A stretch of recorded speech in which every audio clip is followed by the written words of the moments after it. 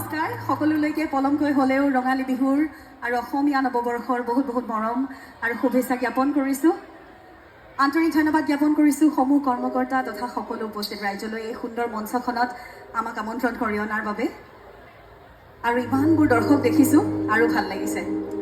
আপোনালোকৰ মাজত আহিছোঁ, একেলগে আপোনালোকৰ লগত গীত গাম, অলপ সময় হাঁহিম ধেমালি কৰিম। আশা কৰোঁ সকলো ৰাইজে সহযোগ কৰিব আৰু আমাৰ অনুষ্ঠানত কিবা যদি ভুল হয় নিজৰ বুলি ভাবি যেন ক্ষমা কৰে।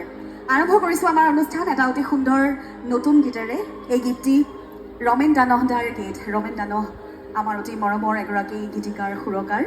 ৰমেন দাৰ এই গীতটি মই গাইছিলোঁ। এটা নতুন গীতেৰে আৰম্ভ কৰিছোঁ আমাৰ অনুষ্ঠান। আশা কৰোঁ সকলোৱে ভাল পাব। সহযোগ কৰিবনে ৰাইজসকলে? ধন্যবাদ।